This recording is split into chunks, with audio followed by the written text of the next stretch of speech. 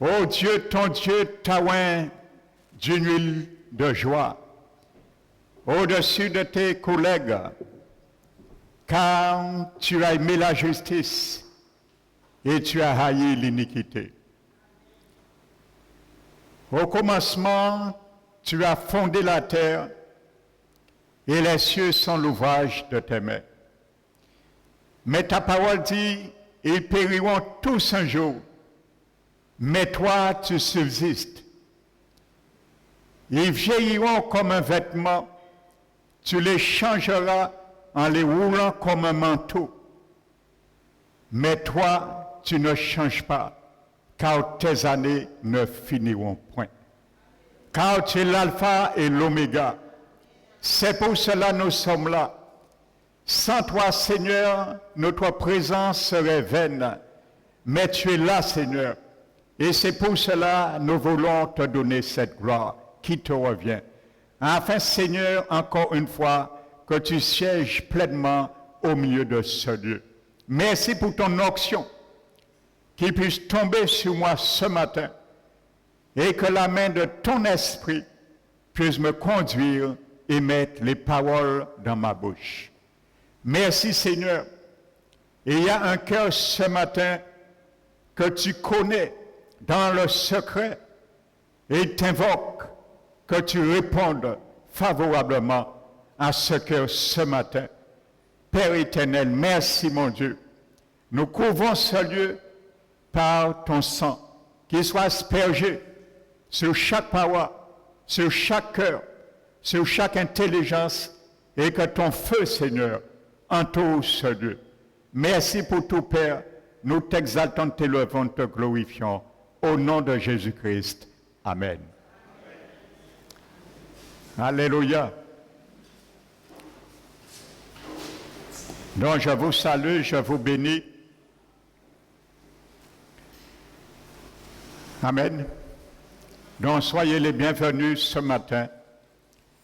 Je bénis et je salue ceux et celles qui nous visitent ce matin. Donc ce matin, tu as frappé à une bonne porte, car le Seigneur aime parler. Et il parlera ce matin. Merci Seigneur. Alléluia. Donc pour ceux qui prennent ce message pour la première fois, c'est un message qui était en vue de sortir de l'année 2021 et de cheminer avec le Seigneur vers l'année et au cours de l'année 2022. Donc le message s'appelle « Les 4 béquilles pour que tu te relèves ». Nous avons déjà vu 2 béquilles et aujourd'hui nous allons voir une 3e. Amen. Donc je m'étais arrêté dimanche dernier sur le livre du prophète Ésaïe et que Dieu, par sa bouche, disait à son peuple, il disait, Jérusalem, sur tes murs, j'ai posté des gardes.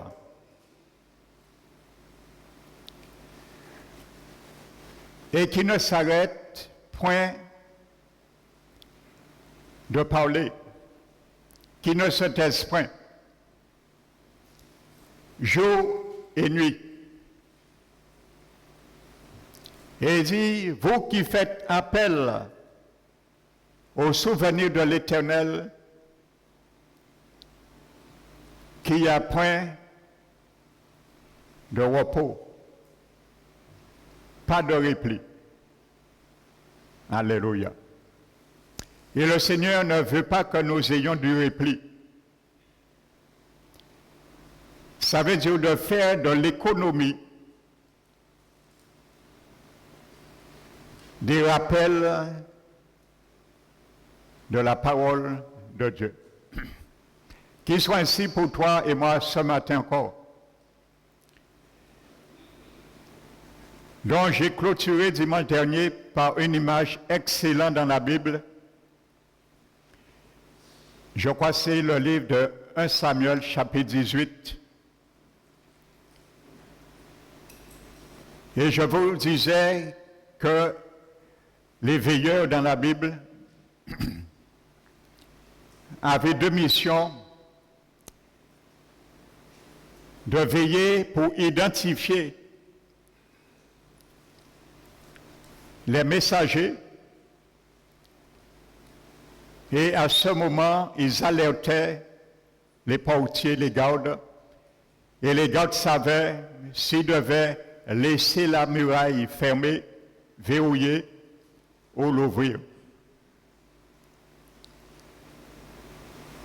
Et je vous disais qu'il y avait une manière pour les veilleurs qui étaient expérimentés, avant même de voir auprès ces messagers, ils pouvaient les distinguer et les définir de plus loin. Donc c'était ceux qui étaient expérimentés. Et j'ai pris l'exemple de Achimaït, le fils du sacrificateur Sadoc, qui était aussi un messager à l'époque, et un deuxième messager dans Samuel 18, qui était Cushi. Et regardez, nous l'avons vu, dont je parle spirituellement. Lorsque le messager Cushi est venu, et il a annoncé une mauvaise nouvelle au roi David. Et vous savez, en hébreu, le nom de Cushi veut dire noir. Donc c'est pour cela, je disais que nous, enfants du Seigneur, par le discernement du Saint-Esprit en nous, nous devons aussi être capables à déceler et à repérer les ennemis, les mauvais messagers que l'ennemi de notre âme puisse amener, soit dans l'Église ou dans nos vies. Amen. Donc spirituellement, je ne vise pas la personne proprement dite, mais les ennemis, nos plus grands ennemis, ce n'est pas notre prochain, mais ce sont ceux qui sont en nous. Nos pensées, notre volonté, notre âme, notre chair. C'est ça, premièrement, notre plus grand ennemi, et que Dieu nous demande de combattre avec acharnement. Amen. Et j'ai pris l'exemple que ces veilleurs qui étaient expérimentés, la Bible montre dans 1 Samuel 18, lorsque Achimaït venait, il a décelé que c'était lui de plus loin. Pourquoi? Comment? Par sa manière de courir. Donc c'était comme ça, il décelait de plus loin. Qui vient apporter le message? Et aujourd'hui, vous savez, il y a beaucoup aussi qui viennent nous porter de mauvais messages, de mauvais témoignages, particulièrement parfois concernant X ou Y. Donc je vais prendre un exemple qui me vient là. Vous savez, il y a parfois certaines personnes, pour bien comprendre spirituellement ce que je m'entretiens avec vous et ce que la Bible nous demande de considérer spirituellement. Vous savez, bien souvent, il y a dans l'Église, dans nos vies, des petites allumettes qu'il faut bien repérer. Parce que ces allumettes peuvent embraser un champ. Amen. La Bible dit dans l'Épître de Jacques, le chapitre 3, la langue est un feu. Voici ce que j'appelle l'allumette. Il faut distinguer ces gens d'allumettes parce que ça peut, la Bible dit, embraser toute une forêt. Et pourtant, elle est petite. Lorsqu'on regarde une allumette, on n'aurait jamais pensé le dégât qu'elle peut faire lorsqu'elle est allumée. Amen. Donc la Bible dit que la langue est un feu et c'est le monde de l'iniquité. Elle est placée parmi les membres et souille tout le corps. Et embrasant le cours de la vie, étant elle-même embrasée par la géhenne. Vous savez, à mon avis, pourquoi l'apôtre Jacques, qui a écrit cela dans son épître, le chapitre 3, je pense que l'apôtre Jacques, pour prononcer le mot géhenne, il a dû prendre ce vocabulaire dans la bouche du Seigneur Jésus. Et vous savez, le jour que Jésus, c'est dans l'évangile de Matthieu, Jésus parlait, lorsqu'il viendra, il va faire une séparation de toutes les nations. Il mettra à sa droite ceux qui seront sauvés en vue du millénium et mettra à sa gauche tous ceux qui seront condamnés pour l'éternité. Donc à sa droite, il les appelle les brebis et à sa gauche, les boucs. Et je ne vais pas développer cela, ça fera objet d'un autre enseignement. Mais il dira à ceux qui sont à sa gauche, les condamnés, retirez-vous de moi et allez dans le lac de feu, la géhenne, qui a été préparé pour le diable et ses anges. Donc, voyez, la géhenne a été préparée pour le diable et ses anges, premièrement. Donc, quand Jacques dit que la langue, bien souvent, cette allumette est embrasée dans la géhenne, ça veut dire que certains propos de certaines personnes peuvent venir du diable, la géhenne. Donc c'est pour cela, sois un bon éclaireur. Alléluia. Parce que la Bible dit dans le Proverbe chapitre 26, manque de bois, le feu s'éteint. Et quand il n'y a pas de rapporteur, la tempête, les querelles s'apaisent. Pourquoi? Parce que le charbon produit le brasier et le bois produit le feu. Mais dit un homme querelleux, une personne querelleuse, excite, active une dispute. Et le proverbe continue et dit que les paroles du rapporteur sont comme des friandises et descendent jusqu'aux entrailles. Amen.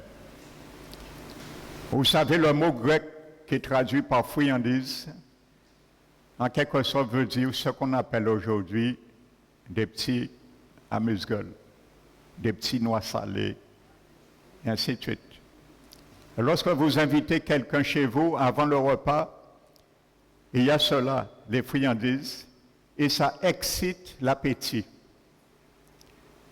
Vous savez, les paroles du rapporteur sont comme des friandises, ça excite que tu rentres dans ce propos avec la personne qui vient allumer la flamme. Amen. Et deuxième objectif, de voir des guetteurs, c'était maintenant surveiller pour alerter les dévastateurs, les envahisseurs et les ennemis. Amen. Donc comment ils se prenaient? Ils étaient toujours sur la muraille, n'oubliez pas. Ils guettaient l'ennemi. Et quand ils percevaient un danger imminent, ils donnaient l'alarme, soit par un cri ou un coup de trompette, afin que les soldats se préparaient pour la bataille et défendre la cité. C'est pour cela, ce matin, le nom de cette troisième béquille que nous devons nous appuyer dessus s'appelle la trompette. Alléluia. La troisième béquille, tu dois t'appuyer, je dois m'appuyer pour nous relever. Et quand je dis relever, pour ceux qui étaient là, au début de cet enseignement, c'est parce que nous avons reconnu que Jésus n'est plus là, dans certains domaines, situations dans nos vies. Quand tu es tombé dans une dimension, il faut te relever pour continuer la course et ne pas rester à terre.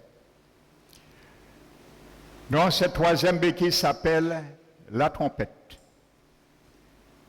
Et je peux te garantir, dis à celui qui est à ton côté, je te garantis, ça va sonner, cette trompette. Alléluia. Gloire à Jésus. Amen. Donc nous sommes prêts pour sonner la trompette. Alléluia. Tu es prêt pour sonner la trompette? Et tu es prêt aussi pour entendre la trompette sonner? Alléluia.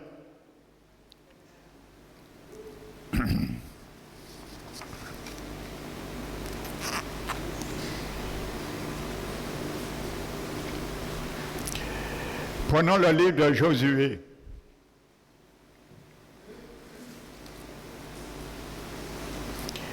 Le chapitre 6.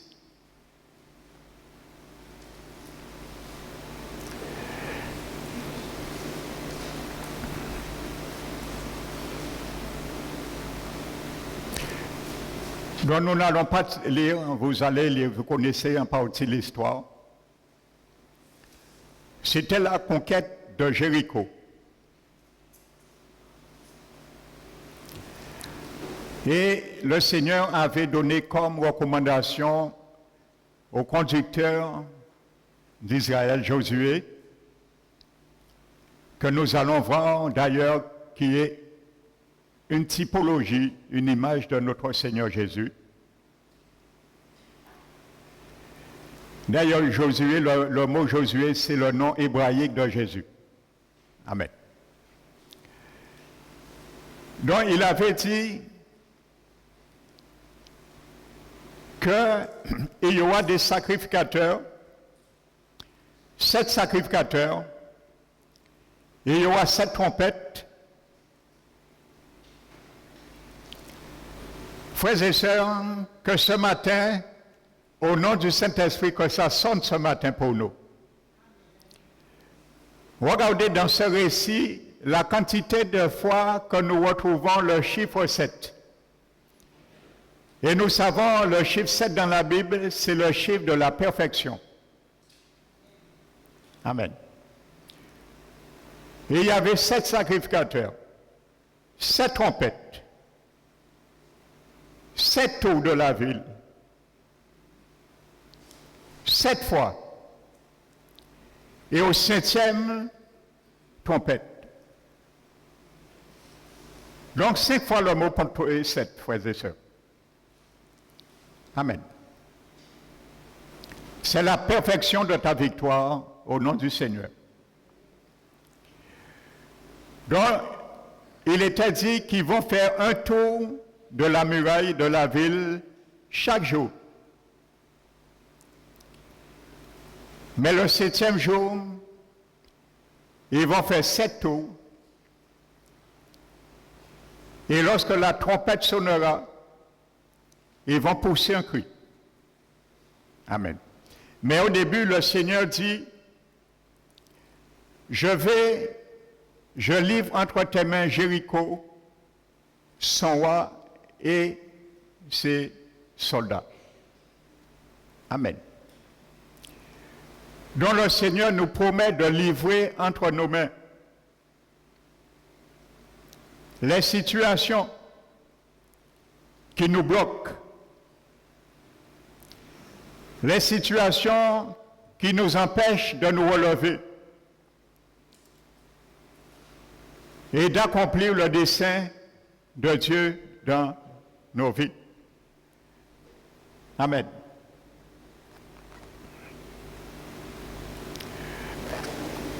Vous savez, dans le livre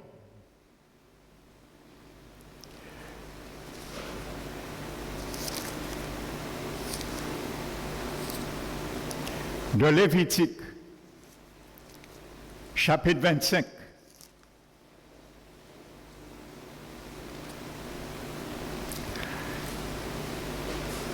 nous allons voir un peu la signification, le sens des trompettes. Amen. Le Seigneur parle dans Lévitique 25 de 2 types de sabbat. Dans l'hébreu, dans le grec, dans Josué 6, le mot qui est traduit par trompette retentissant dans l'hébreu, c'est trompette du jubilé, littéralement. Quand les sacrificateurs vont souffler les trompettes du jubilé, vous allez crier. Amen. Donc je viens pour t'expliquer qu'est-ce que la Bible entend par jubilé. Alléluia. Donc dans Lévitique 25, Dieu parle de 2 types de sabbat. Il y avait un sabbat qu'on appelait le repos pour la terre. Donc 6 années, on pouvait travailler la terre, la vigne, ainsi de suite, récolter. Et la 7e année, la terre devait se reposer. Et c'était en l'honneur de l'Éternel. Et la Bible parle d'un sabbat jubilaire. Le jubilé. Et pendant ce sabbat jubilaire, c'était toutes les 49 années. Et la 50e année, c'était le sabbat qu'on appelle un sabbat jubilaire, le jubilé. Et quand ce jour arrivait, la nation ne demandait que ça. Parce que celui qui avait hypothéqué son terrain, on devait le remettre ses biens. Celui qui était esclave, on devait le libérer de l'esclavage et rentrer chez lui dans sa demeure respective. Donc on appelle ça un jubilé. Et c'est ce que le prophète Ésaïe au chapitre 61 a proclamé, a prophétisé, et que dans Luc chapitre 4 que Jésus a ratifié. Le jour qu'il est sorti dans le désert, et dans Luc chapitre, l'évangile de Luc chapitre 4, il dit, l'Esprit du Seigneur est sur moi, parce qu'il m'a oint pour apporter une bonne nouvelle aux pauvres. Il m'a envoyé pour guérir ceux qui ont le cœur brisé. Si ce matin, tu as le cœur brisé, le Seigneur est là. Il est le même hier, aujourd'hui, éternellement. Il peut guérir ton cœur brisé. Pour donner le recouvrement à la vue aux aveugles, renvoyer libres les opprimés et libérer les captifs. Et il termine pour publier une année de grâce de la part du Seigneur. Année de grâce veut dire jubilé. Jésus est venu dans le monde, c'est pour libérer les dettes que l'ennemi te tenait, les injustices.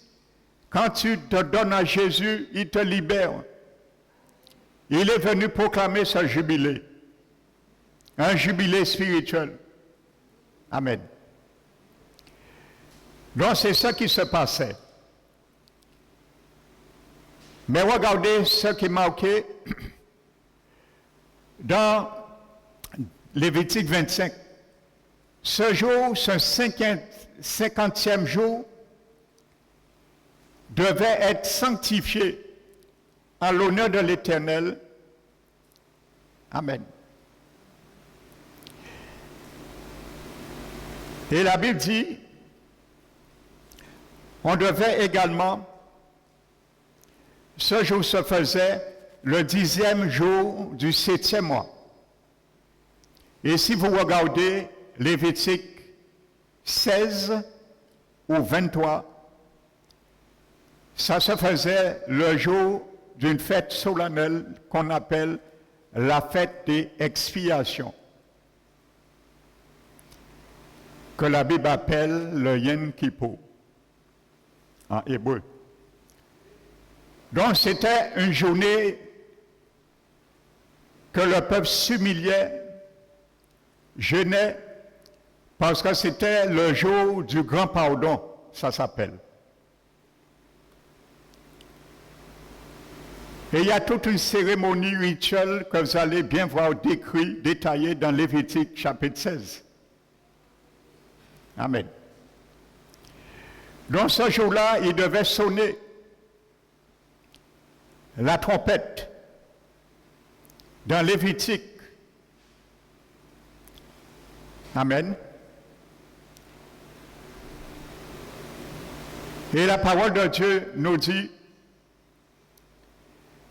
que la trompette sonnait ce 10e jour du 7e mois. Amen. Pourquoi je vous dis cela? Parce que je viens sur un terrain avec toi et moi ce matin pour la trompette de Jéricho. La 3e béquille s'appelle la trompette, sur qui tu dois t'appuyer, sur laquelle plutôt tu dois t'appuyer. Si vous regardez, notez aussi Nombre chapitre 10.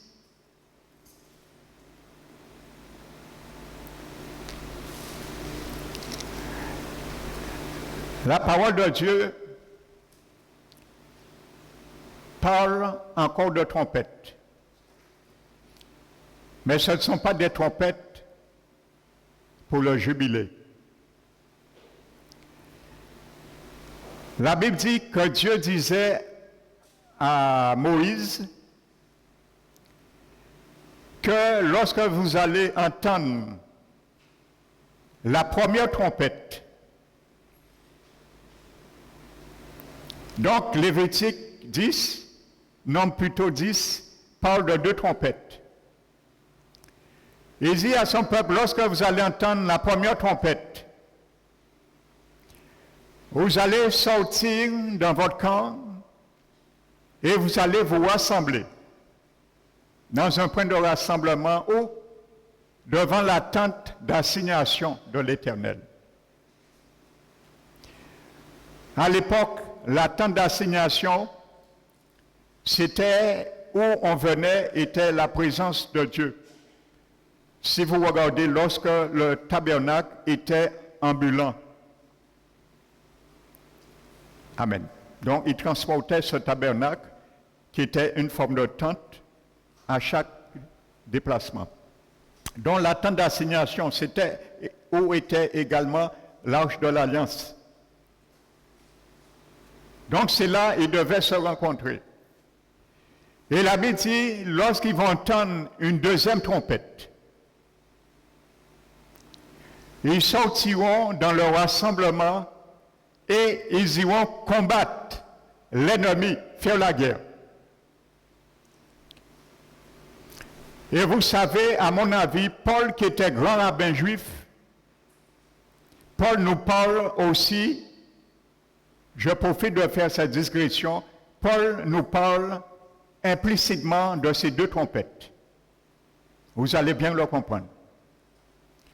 Il y avait une première trompette, c'était pour se rassembler, et il y avait une deuxième trompette, c'était pour partir à la guerre.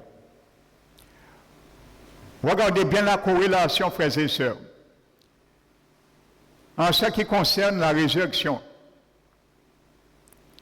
dans 1 Corinthiens chapitre 15, versets 50 et 51, regardez ce que Paul nous dit, l'apôtre Paul. 1 Corinthiens chapitre 15. Il dit, je vous dis un mystère. Il dit, nous ne mourrons pas tous.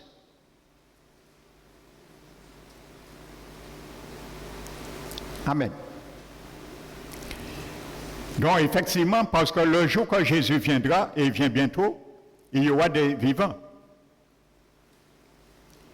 Donc, mais Paul parle des chrétiens qui sont déjà décédés.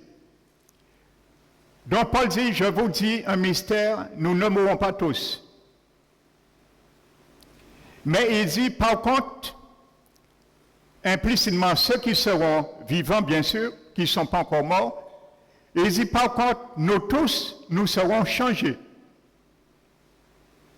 À un instant, à quel moment? À un instant, à un clin d'œil, au son de la dernière trompette. Amen. Vous savez, il y a eu un amalgame qui a été fait sur ce mot, ces dernières trompettes. Et il y a beaucoup de biblistes qui ont dit qu'il s'agit de la septième trompette des 7 jugements de l'Apocalypse. Paul ne parlait pas de l'Apocalypse, ni de cette septième trompette. Paul parlait de cette deuxième trompette que nous venons de lire dans Nombre, et vous allez le comprendre. Donc il dit, nous serons changés à quel moment? À son de la dernière trompette. Donc s'il y a une dernière trompette, il y a une précédente. Nous sommes d'accord. Donc s'il y a une deuxième trompette, il y a une première. Et il dit ensuite, les morts ressusciteront incorruptibles. Amen. Donc, voyez, toujours dans Corinthiens 15, Paul dit, les morts ressusciteront incorruptibles. Ça veut dire le corps glorifié comme le corps de Jésus aujourd'hui. Et il termine, pourquoi les vivants seront changés au son de la dernière trompette?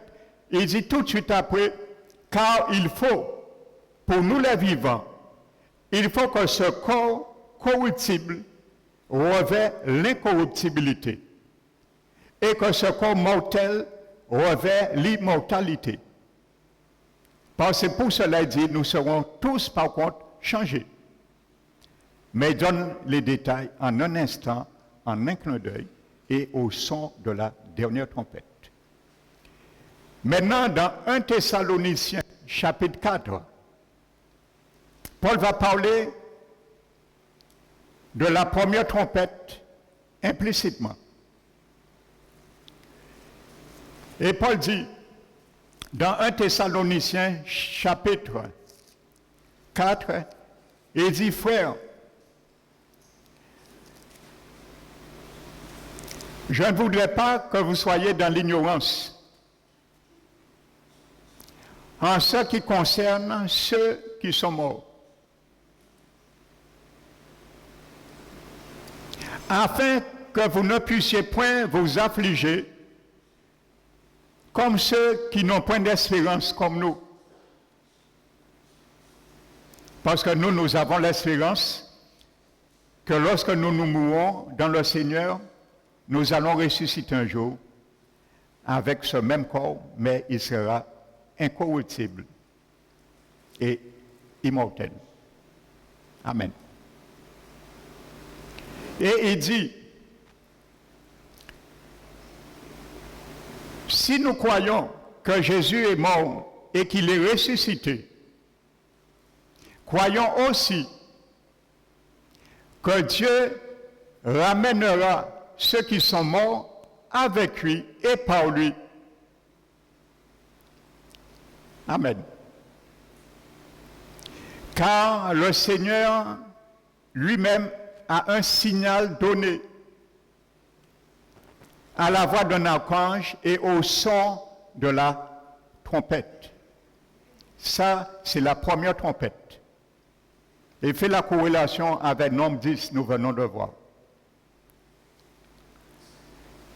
Amen.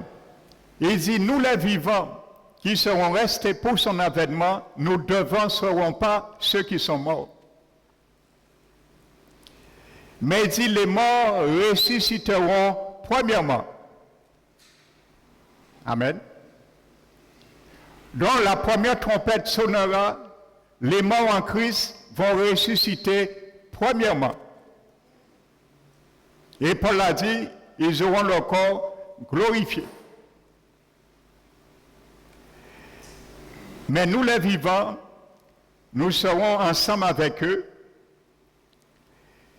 Et lorsque la dernière trompette sonnera, notre corps sera transformé également.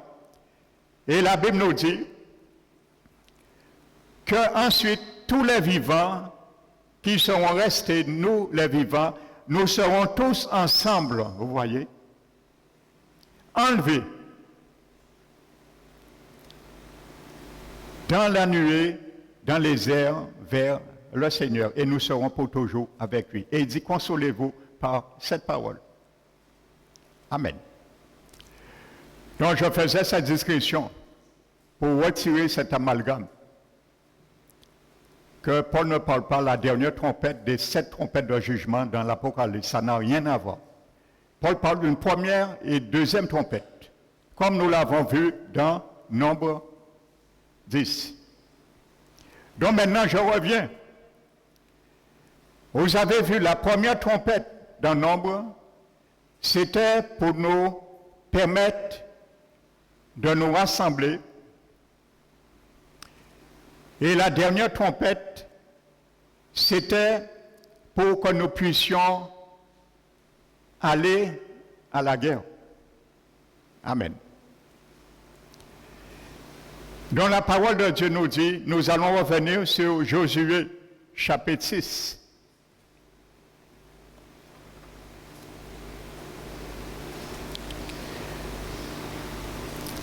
Et notez ce détail dans Nombre, chapitre 10. La Bible dit que le jour que la deuxième trompette sonnera, ils vont donner aussi des holocaustes, offrir des sacrifices à l'Éternel. Amen. C'est très important pour nous également. Amen.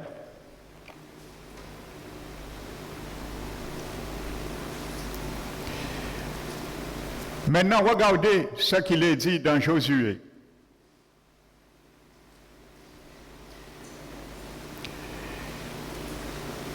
La Bible dit, le 7e jour, ils feront 7 fois le tour et les sacrificateurs sonneront la trompette. Et à ce moment, le Père va crier. Amen. Mon frère, ma soeur, je te pose cette question. je me pose cette question. À quel moment que le peuple devait crier? À quel moment?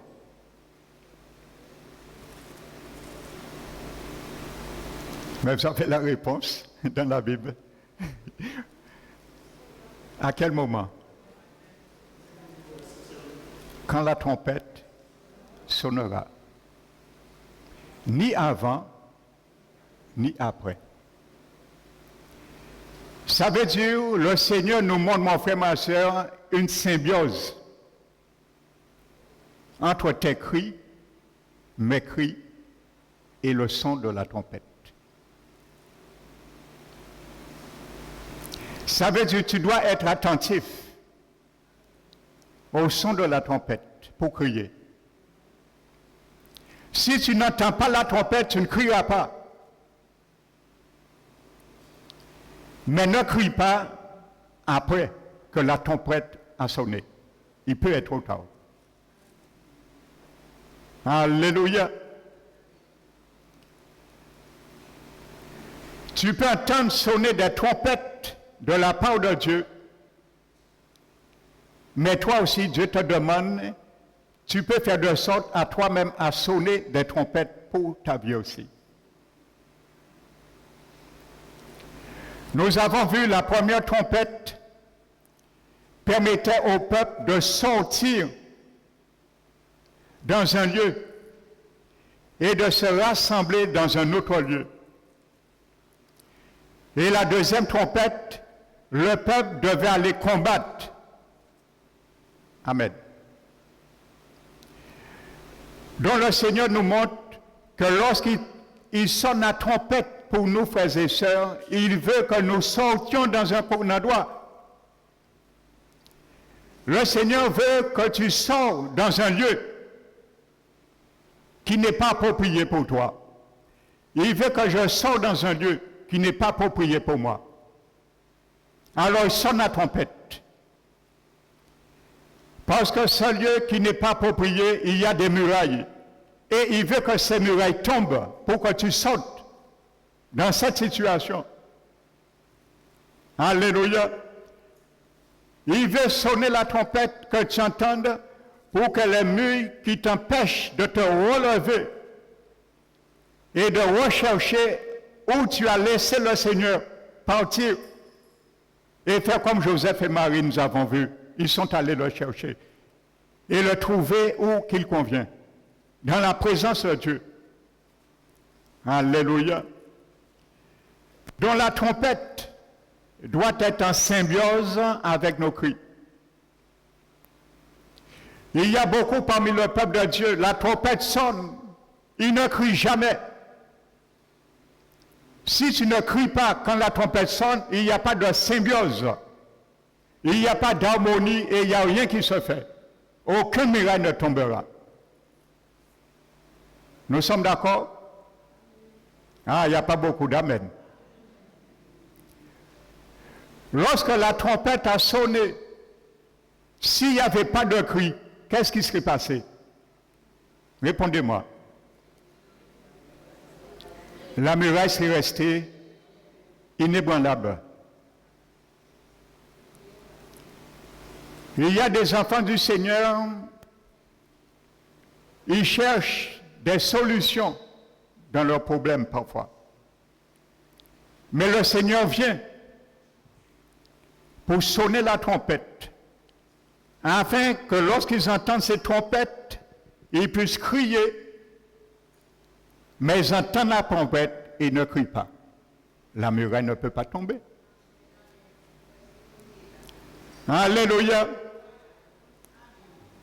La trompette ce matin est une béquille pour toi, est une béquille pour moi, pour nous relever où nous sommes tombés. Saisis cette opportunité pour cheminer cette année 2022 dans la victoire. Je vous ai montré dans Nombre 10 que le jour que la trompette sonnait pour le départ pour la guerre, il devait ce jour-là offrir à l'Éternel des offrandes et des holocaustes.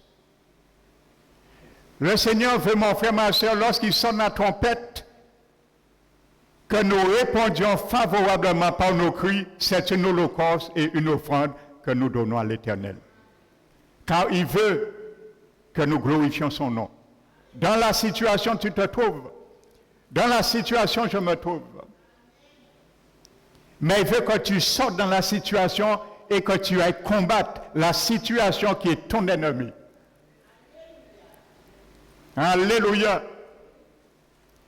Il veut que tu combattes, il veut que je combatte la situation qui a fait de sorte que je me suis rendu compte que Jésus n'est plus avec moi. Pour que j'aille récupérer Jésus, il faut que j'aille à la guerre. Amen. Vous savez, le psalmiste, le roi David, dans le psaume 56, il a dit, Éternel, tu comptes les pas de mes jours d'errance. Il dit, Seigneur, recueille mes larmes dans ton outre. Ne sont-elles pas tous inscrits dans ton livre? Et le psalmiste dit quelque chose de formidable. Ensuite, il dit, mes ennemis reculent. À quel moment? Lis-le toi-même. Il dit, mes ennemis reculent. Lis-le. Au jour que je crie, mais en dessous ce mot cri, trompette, pour ne pas oublier cela. Mes ennemis reculent au jour que je crie. Il y a un jour, tu dois crier. Je ne sais pas si c'est aujourd'hui, mais si ce jour, mon frère, ma soeur, c'est aujourd'hui, crie à l'Éternel. Pour ta situation. Alléluia. Afin que tes ennemis qui empêchent la muraille de tomber puissent reculer. Et il dit, je sais que l'Éternel est avec moi et pour moi. Alléluia. Et je vais t'expliquer cela encore, merveilleusement encore. Regardez, frères et sœurs, dans Josué chapitre 10, lorsque Josué a amené le peuple à combattre, ils ont dû combattre, ce combat s'est étendu à Gabaon, Josué chapitre 10. Ils ont combattu contre 5 nations différentes. Et lorsque les rois de ces nations se sont sentis dans la défaite, la Bible dit ils ont fui. Et ils se sont cachés dans une caverne de Makeda. Alléluia. En hébreu, Makeda veut dire lieu des bergers. Alléluia. Laisse-moi me dire, te dire, mon frère, ma soeur, laisse-moi me dire ce matin, de la part du Saint-Esprit,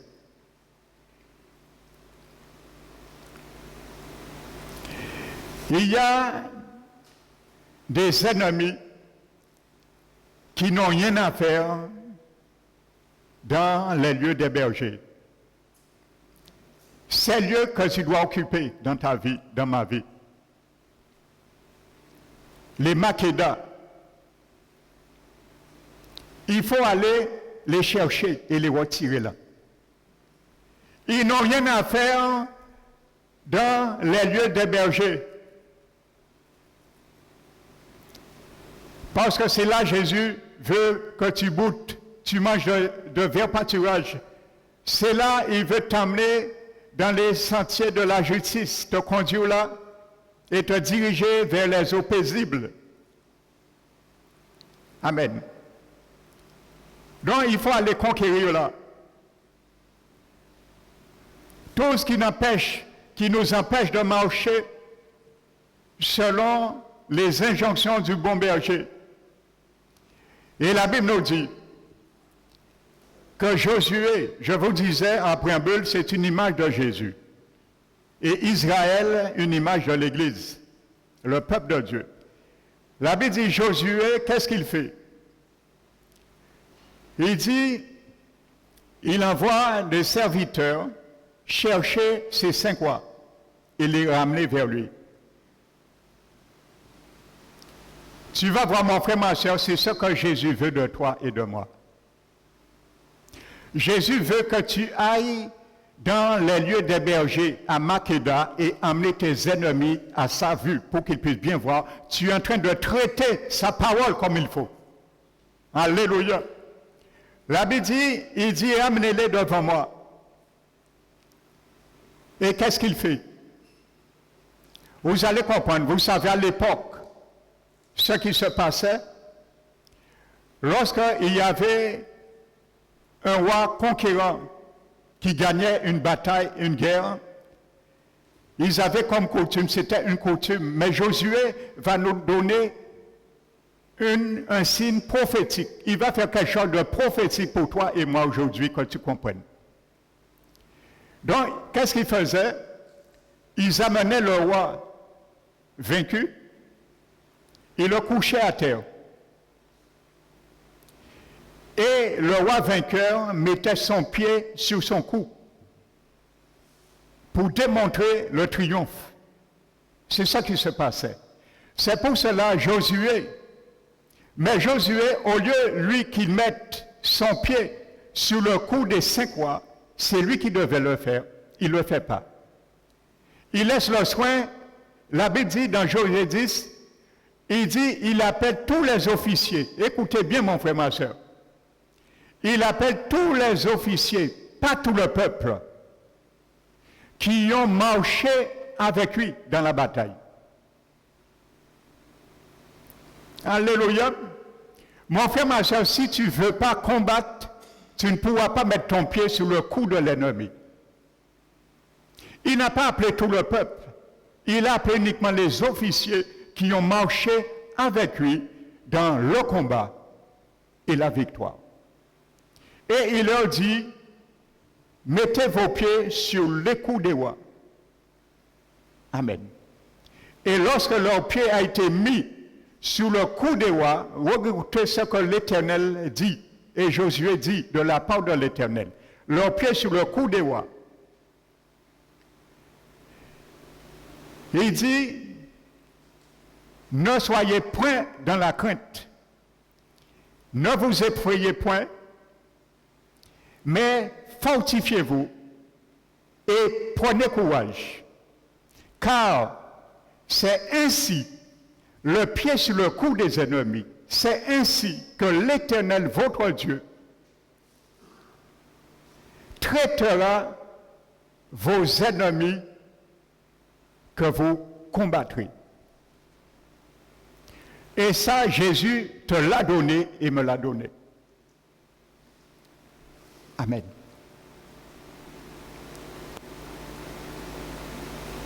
Donc quand la trompette sonne, c'est pour que tu reconnaisses qu'il y a des ennemis qui rentrent dans ton pâturage, dans ton Makeda. Et ça appartient au lieu des bergers. Ta communion avec Jésus, il faut les mettre dehors. Et triompher. 2. Amen. La Bible nous dit, vous allez voir, c'est exactement ce que Josué voulait nous expliquer. Josué nous renvoie à Éphésiens chapitre 1. Vous savez, nous avons prié sur ce texte vendredi. Nous avons prié pour cela. J'ai béni le peuple. J'ai fait la prière que Paul a fait. Éphésiens 1 dit, vous savez, Paul, lorsqu'il priait, il a demandé dans cette prière que Dieu illumine les yeux des cœurs des chrétiens d'Éphèse pour trois buts. Il dit premièrement, pour que vous sachiez l'espérance qui est attachée à son appel. Deuxièmement, pour que vous sachiez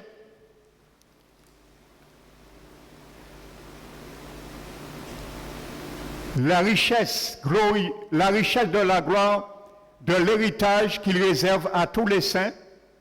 Et troisièmement, pour nous qui croyons, l'infinie grandeur de sa puissance, écoute bien, se manifestant avec efficacité par la vertu de la force qu'il a déployée en Christ.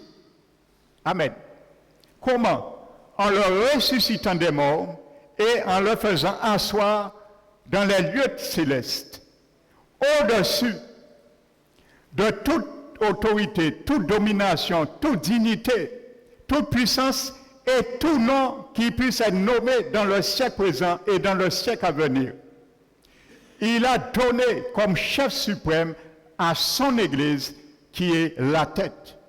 Il a donné comme chef suprême l'Église qui est son corps et qui est la plénitude de celui qui opère tout en tous. La Bible nous dit dans Éphésiens, trois dimensions, nous l'avons, nous, par Jésus, qui est ressuscité des morts. Parce qu'il a dit que Dieu l'a ressuscité des morts, il a tout mis sous les pieds de Jésus, tous les ennemis. Amen. Mais Jésus ne le fait pas comme Josué. Jésus va te laisser mettre ton pied et mettre mon pied sous la tête de nos ennemis vaincus. Il nous a donné ce pouvoir de mettre nos pieds sur la cou des ennemis. Éphésiens le dit. C'est exactement ce que Josué nous démontre prophétiquement. Amen. Donc, au lieu de Jésus met son pied, il fait comme Josué. Il nous fait partager le triomphe avec lui. Donc, mon frère, ma soeur, Jésus t'a donné autorité de mettre ton pied sur le cou de tes ennemis. Parce que tout est sous ses pieds. Mais son corps s'appelle la plénitude et il opère cela, tout ce qui est sous ses pieds, il opère pas par ses pieds, mais par les pieds de l'Église. Il a dit, il opère tout cela en chacun de nous. Alléluia. Mais faudrait-il que nous combattions? Amen. Il faut que nous combattions. Amen. Vous savez, lorsque le Seigneur, dans Josué chapitre 1, la Bible nous dit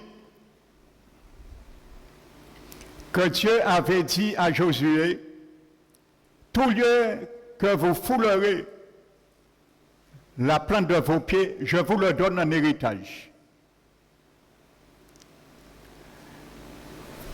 Vous savez, quand Dieu a dit ça à Josué, le Seigneur avait déjà délimité leur territoire. Donc, ce n'est pas de ça que Dieu parlait. Dieu parlait en surplus. Et le Seigneur a employé un mot dans ce verset. C'est un mot qui veut dire, qui fait mention de violence et de combat. Et ce mot veut dire mettre le pied sur ou marcher sur. C'est le mot darak en hébreu. qui veut dire marcher sur. Et l'équivalent en grec, c'est pathéo. Ces deux termes, darak et pathéo, veut dire à une notion de guerre et de violence. Donc Dieu dit à Josué que tous les lieux que vous foulerez, ça veut dire Dieu dit tous les lieux que vous voudriez bien recevoir, avoir, à la mesure que vous combattez, je vous les donnerai. Ça ne veut pas dire que chaque fois qu'ils vont rentrer dans un lieu, ce sera à eux. Non, ce n'est pas ça que ce mot darak et pathéo veut dire.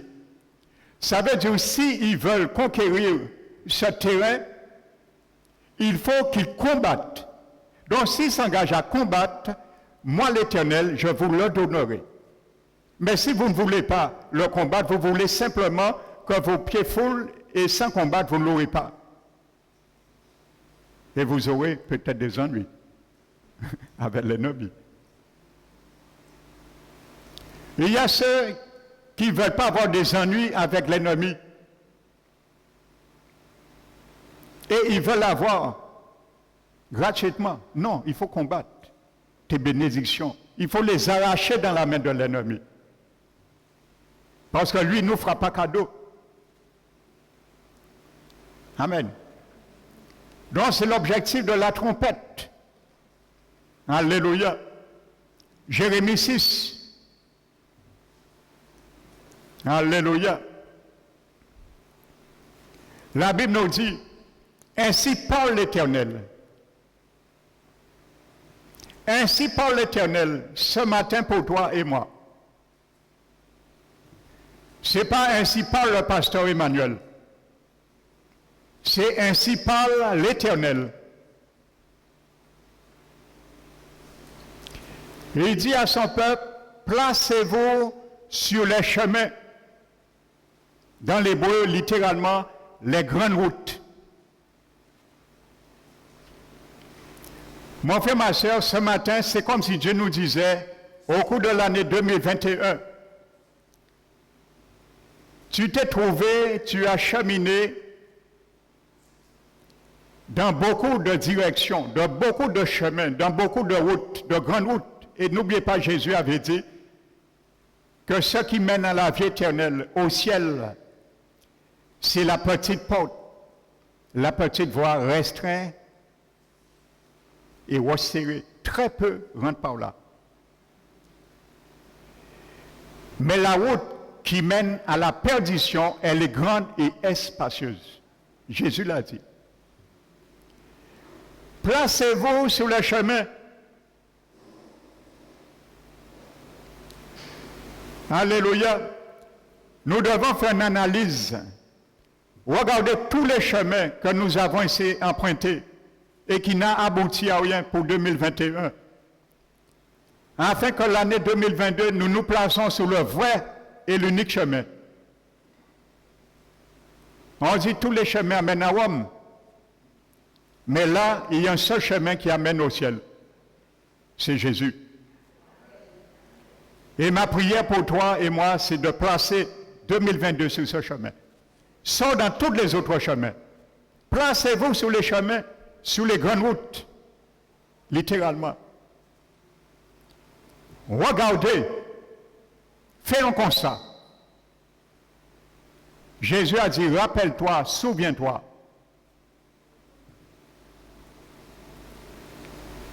Amen.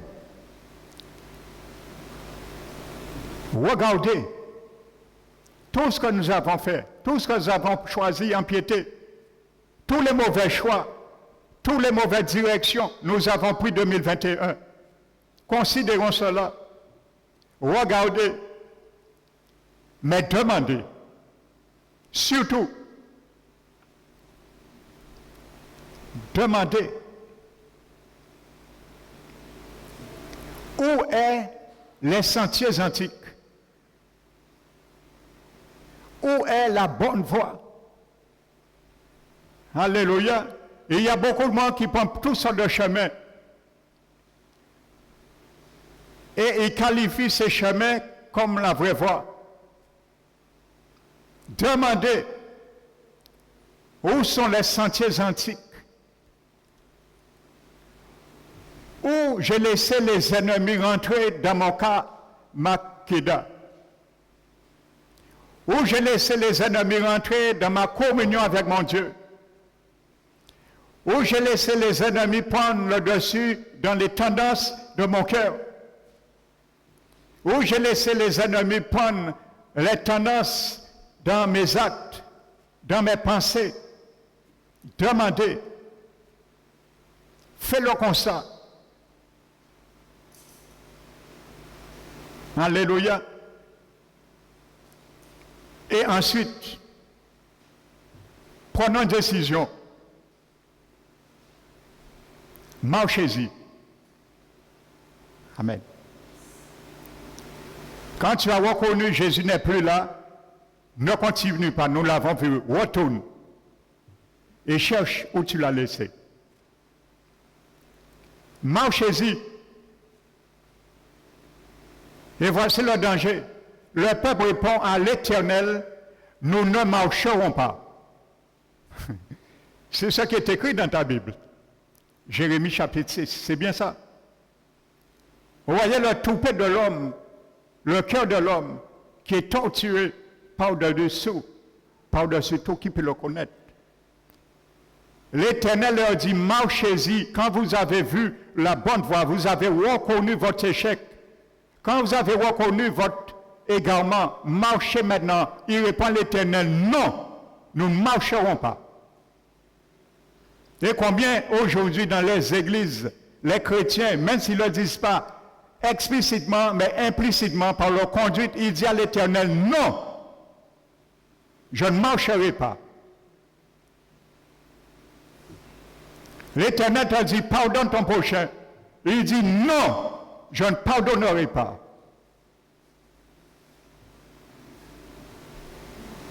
L'Éternel te dit, dis bonjour à ton frère, ta soeur, qui t'a mal regardé la semaine dernière. Tu dis, non, je ne regarderai pas, je ne dirai pas bonjour. Alléluia. Ça, c'est le cœur de l'homme qui est torturé. Mais avec l'Esprit de Dieu, tu dois mettre ton pied sur le cou de ses ennemis. Parce qu'ils se sont insérés à Makeda. Il faut aller les chercher où ils sont cachés. La Bible nous dit dans 1 Pierre chapitre 2, je crois, il nous dit de rejeter toute méchanceté, toute ruse, toute dissimulation. Tout ce qui est caché dans la dissimulation, il faut aller les rejeter. Cherche-les, jette-les, combat-les, mets ton pied sur leur cou. Amen. La Bible nous l'a dit, de les rejeter, de les combattre. Ce sont nos ennemis, ça. Les ennemis de notre âme qui nous habitent.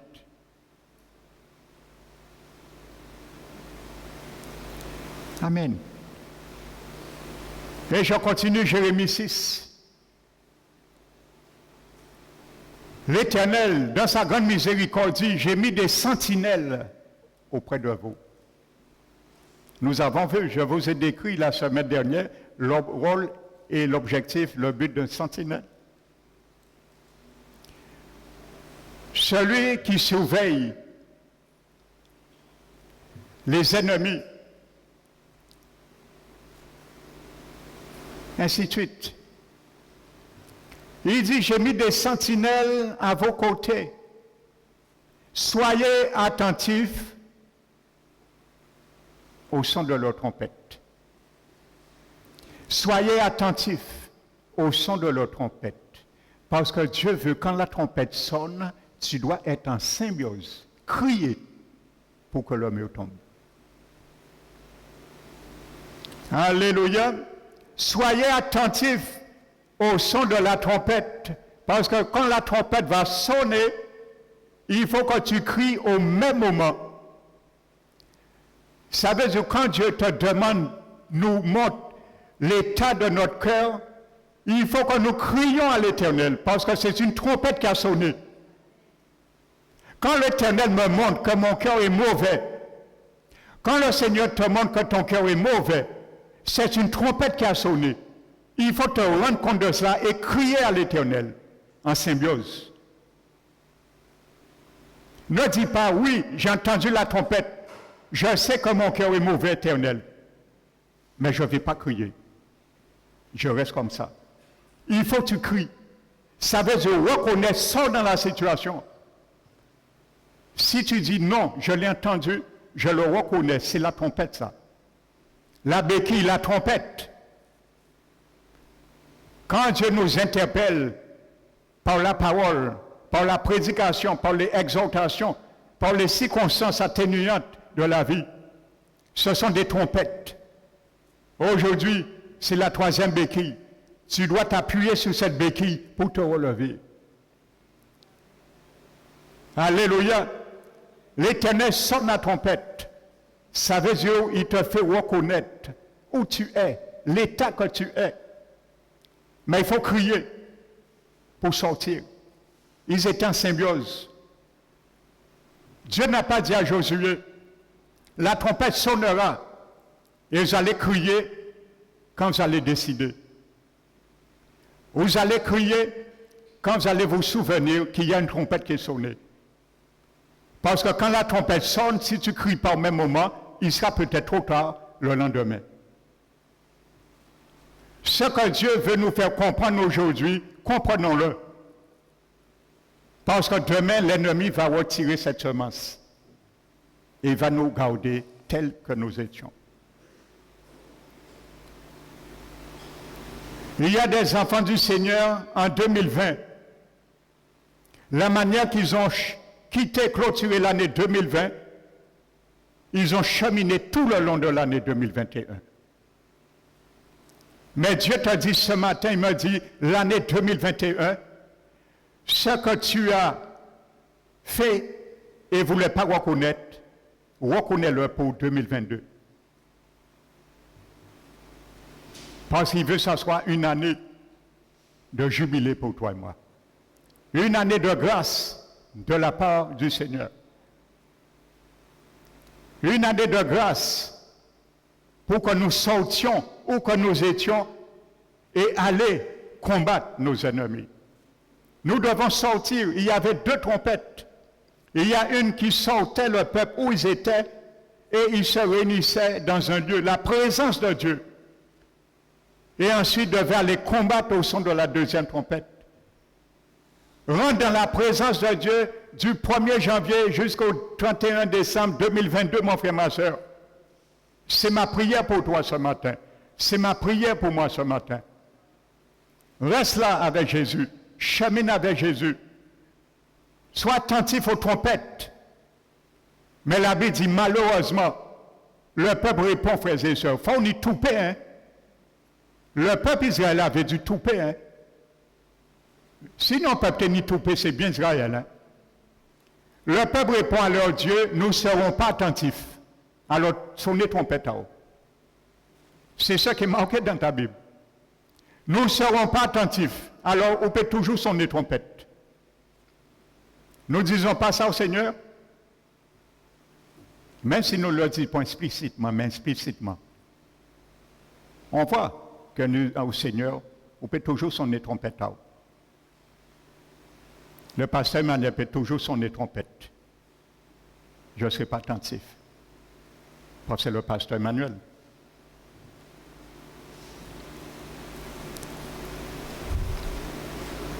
Mais qui te dit pas, c'est le Saint-Esprit qui m'a donné cette trompette.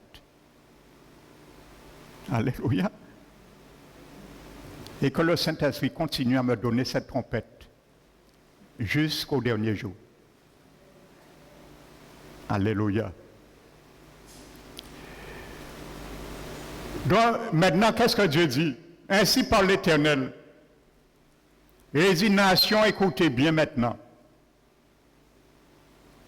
Et c'est ça qui fait mal maintenant. Quand l'Éternel prend la verge, là, nous obligé de prendre décision. Ça veut dire, on ne veut pas lever. Là où il est là, vous vérité dans la perdition, eh bien, il faut être à présent pour lever par force.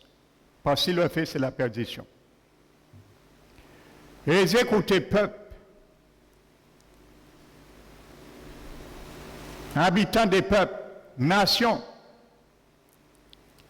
je vais faire venir sur vous maintenant un malheur et il définit qu'est-ce que le malheur. La définition de ce malheur, c'est les fruits de vos pensées. Les fruits de vos pensées, ce malheur s'appelle les fruits de nos pensées. Bien souvent, nos malheurs s'appellent les fruits de nos pensées. Parce que quand la trompette sonnait, nous avons dit Éternel, on peut toujours sonner trompette en péché attentif. Lorsqu'il nous a mis dans la bonne voie, ou il veut nous mettre dans la bonne voie, dans la bonne direction, dans la bonne correction, nous disons, je ne marcherai pas. Alors demain, lorsque nous bronchons, nous disons aïe. L'Éternel dit non, c'est pas maintenant il faut crier aïe.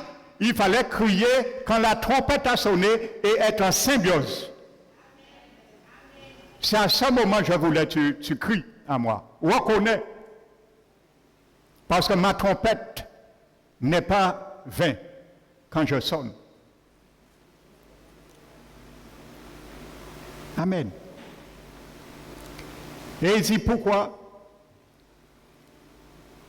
Parce que ils ont désobéi à ma parole et se sont rebellés contre ma loi.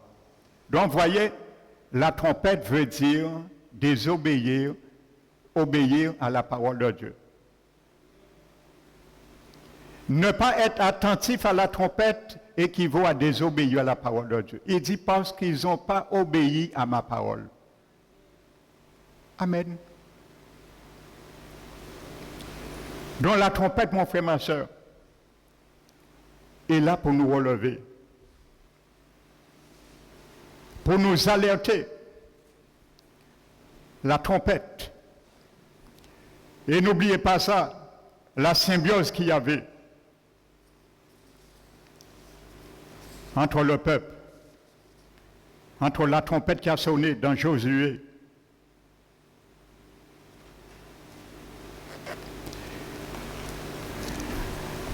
Amen. Au même moment, la trompette a sonné, il devait crier. Alléluia. Combien de fois, mon frère, ma soeur, la trompette a sonné dans notre vie au cours de 2021? Nous n'avons pas pris garde. Et nous ne prenons pas égard jusqu'à ce jour. Le Seigneur nous dit, laisse-moi ouvrir tes oreilles. C'est ce qui est marqué dans le livre, je crois, d'Ésaïe, chapitre 50. L'Éternel, le Seigneur, ouvrit mes oreilles.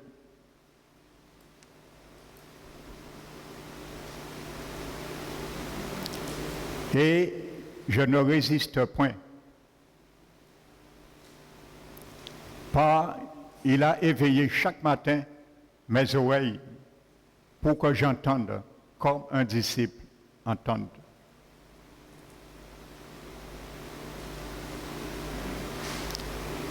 Et il a dit, il a crié à mes oreilles, je n'ai point résisté.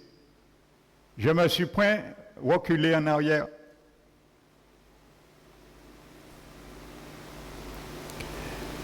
Donc toutefois, nous avons reculé en arrière. L'année 2021, mon frère, ma soeur, revient à la tente d'assignation. C'est là le recueillement était, quand la trompette sonnait. Revenir au Seigneur et dire, Seigneur, me voici, debout à ton appel. Tout ce que tu as voulu que j'entende, j'ai fait la sourde oreille. Je te demande pardon. Ferme tes yeux, mon frère, ma soeur. Je vais prier. Reste assis. Ferme tes yeux simplement. Toutefois, Seigneur, tu as voulu me parler. J'ai fait la sourde oreille. Je te demande pardon, Éternel, mon Dieu. Je voudrais, Seigneur, dans tous les domaines, dans tous les compartiments de ma vie, de mon être tout entier, mon esprit, mon âme et mon corps, oh, je n'ai pas pu entendre ta voix dans mes situations. Je te demande pardon, Père. Père éternel, toutefois, Seigneur, tu as voulu retirer mes pieds dans les mauvaises chaussures, afin de chausser mes pieds avec des chaussures de zèle, que porte le zèle de ton évangile de paix. Mais je suis resté dans le malheur, parce que je me suis entêté. J'ai lutté contre ta parole. Je te demande pardon, Seigneur. Je te demande, Seigneur, où tu as voulu renouveler mon intelligence afin que mes pensées puissent s'aligner avec ce que demande ta parole. Mais ça a été les fruits de mes échecs. Je comprends aujourd'hui, selon ta parole qui dit, que ton malheur équivaut aux fruits de nos pensées. Je te demande pardon, Seigneur. Je te demande, Seigneur, tout le cours de l'année 2021, tu as tendu ta main vers moi pour me relever où j'étais tombé, pour me faire reconnaître que mon Seigneur Jésus n'était plus avec moi dans ce cheminement. J'ai résisté. Je te demande pardon, Seigneur. Mais par-dessus toutes ces choses, je retiens et je tiens ta main, Seigneur, aujourd'hui. Aide-moi à cheminer du début jusqu'à la fin de cette année, afin que je voie ta gloire dans ma vie, dans mes situations. Ayez un cœur ce matin, pendant que je suis en train de prier, c'est une parole de connaissance de la part du Seigneur. Tu es en train de te dire, mais Seigneur, comment je vais faire pour sortir dans cette situation, dans cette angoisse que je vis depuis longtemps? Pendant que tu es en train de te poser cette question, le Seigneur te donne la réponse. Et il te dit, ouvre ton cœur et laisse-moi arracher cette angoisse. Et il te dit, ouvre ton cœur, laisse-moi arracher cette angoisse, car je t'ai conduit ici, afin que tu sortes dans la paix. Reçois ma paix ce matin. Reçois ma paix ce matin et reste dans ma paix. Que ma paix, je te donne ce matin, chemine avec toi, du début jusqu'à la fin de cette année. Reçois-le par la foi, reçois-le dans ton cœur, au nom de Jésus. Merci, mon Dieu. Merci, Seigneur. Que ta trompette, Seigneur, continue à résonner dans nos cœurs, dans nos oreilles, dans nos pensées. Et Seigneur, ma prière, que nous puissions toujours les entendre. Mais surtout crier à toi. Crier à toi, Seigneur, au bon moment. Enfin, Seigneur, que les murailles de Jéricho, les murailles qui nous empêchaient d'avancer, puissent tomber et que je chemine avec toi. Merci, Seigneur. C'est pour cela que je vais crier. Je vais crier un cri de victoire ce matin, comme Israël, afin que les murs tombent Et je vais te demander de te mettre devant mon frère, afin de pousser un cri pour que les murailles tombent ce matin. Mets-toi debout, mon frère, ma soeur, maintenant. Et ensemble, nous allons crier, pousser un grand cri, pour que tout ce que l'Éternel t'a demandé et que les murailles tombent et que tu sors dans ce lieu ce matin, libéré de toute muraille de Jéricho. À toi, nous allons crier à toi, pousser un grand cri. Ne te retiens pas. Ne donne pas à l'ennemi cette faveur de te tenir. Pousse un cri. C'est prophétique. Et tu verras la gloire de Dieu. Tu verras tes situations changer. Au nom de Jésus. Donc à toi, nous allons pousser un grand cri. Comme le peuple a crié à Jéricho. Les murailles ne sont pas physiques là, tu ne les verras pas. Mais la muraille spirituelle tombera. Alléluia, tu le sentiras dans ton cœur. Tu le verras dans tes situations. Alléluia. Donc à toi, 1, 2, 3.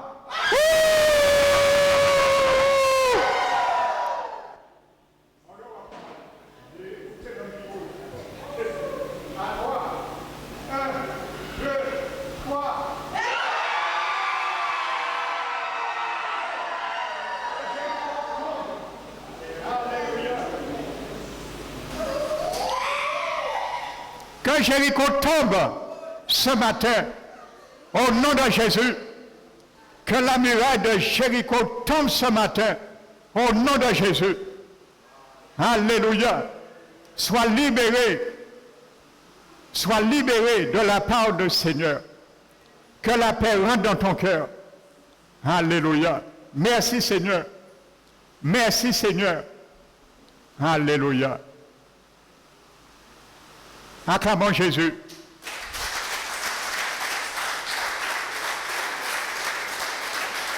Alléluia.